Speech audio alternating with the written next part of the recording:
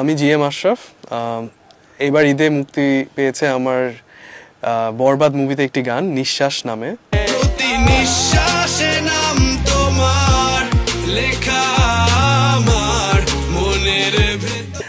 Music করেছে আদিব কবির, mix mastering Adib কবির। Lyrics লিখেছি আমি, গেয়েছি এবং সুর করেছি আমি নিজেই। সো আশা করি আপনাদের ভালো লাগবে। ফার্স্ট অ্যাকুস্টিক ভার্সন আমরা ট্রাই করতে যাচ্ছি। ঝড় হয়ে দিলে সব ধ্বংস করে ক্ষত দেখাবো কাকে,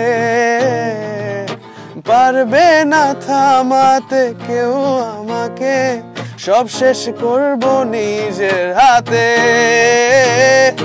নিঃশ্বাসে নাম তোমার লেখা আমার মনের ভেতরে, পুরো দুনিয়া জ্বালিয়ে দেব, করব ছারখার তোমায় না পেলে।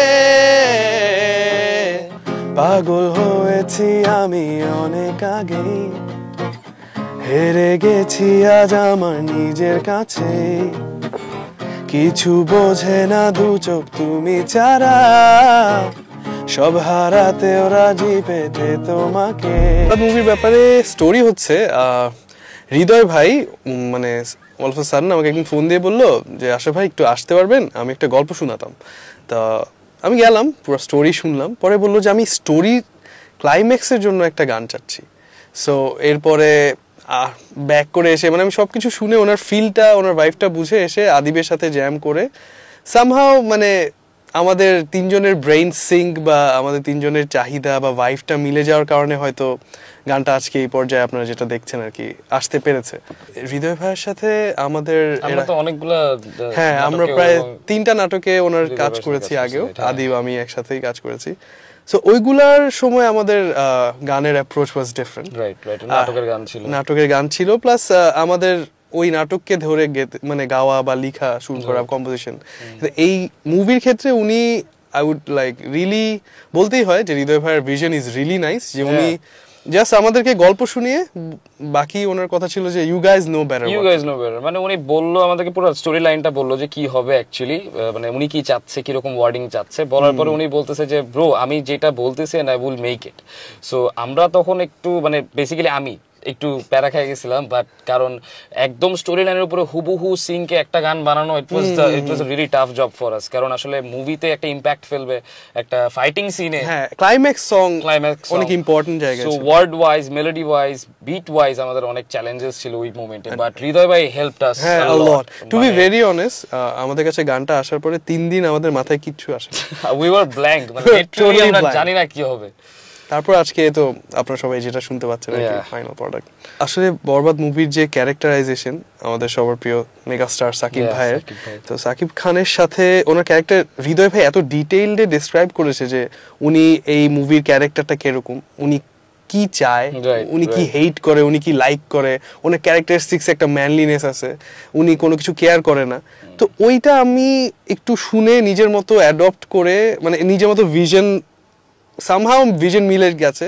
আর মারদাঙ্গা বলতে গেলে আই উড সে এটা একটা মানে সব মিলানো, মানে এখানে মেইনলি ইমোশনাল জার্নি, যেটা মানে এই মুভির ক্যারেক্টার সাকিব খান যে ইমোশনাল জার্নি দিয়ে গিয়েছেন ওইটা ডেসক্রাইব করার জন্য যেভাবে করা দরকার, কখনো চিৎকার কখনো ইমোশন, মানে আমরা ওইটাই ট্রাই করেছি বোঝানোর আর কি। মানে উনি আমাদেরকে মানে হৃদয় ভাই যখন অ্যাকচুয়ালি বলে গানটার কথা, সো ওইখানে যে ইমোশনটা কাজ করছে ভিজুয়াল ওয়াইজ, ওইখানে মানে মারদাঙ্গা এট দ্য সেম টাইম যে সে খুব রাফ অ্যান্ড টাফ ক্যারেক্টারটা, সো রাফ অ্যান্ড টাফ ক্যারেক্টারের মধ্যে আবার ইমোশনাল পার্টও আছে, আবার ইগো আছে, ইগো নিঃশ্বাসের নাম তোমার, হ্যাঁ মানে আমাদের লাইনগুলো ওইভাবেই লেখা পুরো দুনিয়া জ্বালিয়ে দিব ওয়াজ অ্যাকচুয়ালি এটা পোর্ট্রে করে তার ক্যারেক্টারিস্টিক্স, যে সে তার ইগোর কারণে হইতে পারে বা তার ম্যানলিনেসের কারণে হইতে পারে অথবা তার এরা সেভ করার জন্য হইতে পারে।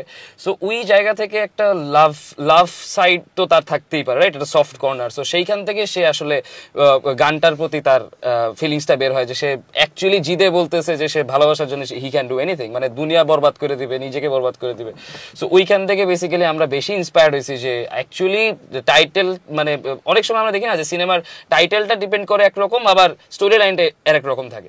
বাট এইবার পুরা গানের মানে নাম থেকে শুরু করে ক্যারেক্টার বিল্ড আপ থেকে শুরু করে আমাদের গান থেকে শুরু করে ওভারঅল যে কটা গান ছিল, আই থিঙ্ক এগুলো সবকিছু একদম সিঙ্ক ছিল, যার কারণে অ্যাকশন সিনে মানে অ্যাকচুয়াল অ্যাকশন সিনে একটা গান বাজবে এবং মানুষ ওইটা এইভাবে ইমোশনাল অ্যাটাচমেন্ট মানুষ ফিল করবে। হৃদয়ের এই ভিশনটা আমাদেরকে বেশি ট্রিগার করছে যে অডিয়েন্স কি চিন্তা করো, একবার চিন্তা করে দেখো যে ওরা দেখতেছে fighting scene, he is fighting for his love, ওই মোমেন্টটা একটা ব্যাকগ্রাউন্ড মিউজিক না হয়ে অ্যাকচুয়ালি আ সং যেটা মানুষ অ্যাকচুয়ালি রিলেট করবে ফাইটিং সিনটাকে, ওই ইমোশনটাকে। আমার ব্যক্তিগতভাবে ওনার সাথে আগে দেখা হয়েছে বেশ কিছুবার, কিন্তু এই মুভির সুবাদে এখনো আমাদের কারোর সাথে দেখা হয়নি।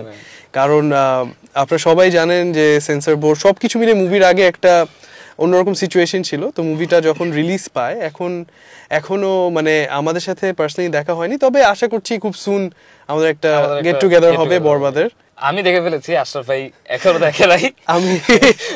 আমি কয়েকবার টিকিট কেনা ট্রাই করেও পাইনি, অনেক ভিড়। আমি জাস্ট র্যান্ডমলি যেভাবে পারছি আই স দ্য মুভি, থিয়েটারে দেখছি, এন্ড ইট ওয়াজ অ্যামেজিং। মানে স্টোরি লাইন্স, তারপরে হচ্ছে স্ক্রিন প্লে, তারপরে হচ্ছে লোকেশনস, হ্যাঁ, সিনক্রোনাইজেশন, ক্যারেক্টার বিল্ড আপ, সবকিছুই একদম টপ নচ লেগেছে আমার কাছে। কারণ আমার গান গেছে এই কারণে বলবো না, অ্যাকচুয়ালি মুভিটা মানে ইট ওয়াজ রিয়েলি গুড এবং অডিয়েন্সও খুব কানেক্ট করতে পারতেছে মুভিটার সাথে, কারণ স্টোরি লাইন এত স্ট্রং এবং ক্লাইম্যাক্স এত স্ট্রং যে এটা আসলে মানে আমাদের বাংলা সিনেমায় এর আগে হয় নাই। আর আরেকটা ব্যাপার আমি বলবো যে ম্যানলিনেস বা গানের ব্যাপারটার ক্ষেত্রে, সো আমরা তো সবাই যারা লিখে, যারা মানে আমি যেরকম লিখতে গেলে আমার একটা ইমাজিনেশন প্রয়োজন হয় যে কার জন্য লিখছি, আমি যে ওয়ার্ডিংটা দিব সে কিভাবে কথা বলতে পারে, সে হলো লাইনটা কেমনে বলতো। সো আমি তখনও সিন দেখি নাই, শুটও প্রবলি শুরু হয়নি তখন, যখন হৃদয় ভাই আমাকে কাহিনী শুনাইছে। So I had few looks যে সাকিব খানকে কেমন ভাবে তারা প্রেজেন্ট করবে, তো ওই লুক দেখে আমার কাছে মনে হয়েছে যে it should be intense, crazy, মানে ওরকম একটা ব্যাপার হবে। So that's also a fact যে পুরো মুভির লুক আউটলুকটা ইটস অ্যামেজিং, ইটস বিয়ন্ড আমার কাছে পার্সোনালি মনে হয়। ফার্স্টে যখন আমি গানটা লিখে একটা বেসিক টোন দাঁড়া করাই, তারপর তো আমরা দুজন মিলে আবার ক্রিয়েট করা, তা আদিব শুনেও বলছিল যে জানি না দর্শক কতটুকু নিবে না নিবে, বাট আমি পার্সোনালি গানটা শুনবো। সো আমার ক্ষেত্রেও সেম, বলা তো যায় না কে কোনটা গ্রহণ করবে, কে কোনটা ভালোভাবে নিচ্ছে বা কার কোনটা ভালো লাগলো না, সবার মতবাদ টেস্ট ডিফারেন্ট। কিন্তু মানে আমি পার্সোনালি যখন গানটা আমরা রেডি করলাম, আমার আদিবের একটাই কথা ছিল যে আমরা শুনবো, মানে আমাদের কাছে ভালো লাগছে, আমরা যাতে ফিল করি যে না ইটস আ সং, একটা স্টোরির উপরে আমরা বানাইছি, এখন ওইটা অ্যাকচুয়ালি আমাদেরকে কানেক্ট করতেছি কিনা, আমরা সেই ভিশনটা দেখতে পাচ্ছি কিনা after knowing the story and hearing the song. আর গানটার ক্ষেত্রে যদি বলি, মানুষের জনপ্রিয়তা বা এটা আমার কাছে অ্যাজ আ সিঙ্গার যতটুকু না ভাল লাগে, তার থেকে অনেক বেশি ভাল লাগে অ্যাজ আ লিরিসিস্ট গানটা লিখার ক্ষেত্রে, যে মানুষ যখন আমার লাইন বা আমার লেখা গল্পটা রিলেট করতে পারে আর মানুষের যখন এটা পছন্দ হয়, এর থেকে আসলে এটা এই ভালো লাগাটা অন্যরকম।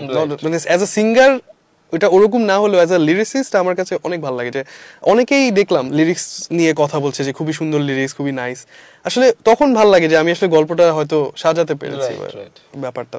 ফিডব্যাক আসলে ইট ওয়াজ রিয়েলি অ্যামেজিং। আমি প্রতিদিন আমি যখন ওদের চ্যানেলে যাই বা আমার আইডিতে, বা আমরা দুইজনই একটু লোকি মানুষ, মানে আমরা একটু আন্ডারগ্রাউন্ড থাকতে পছন্দ করি, প্রচারের দিক থেকে নিজের গান প্রচারের ক্ষেত্রে আমরা একটু আলসেমি, কিপটামি।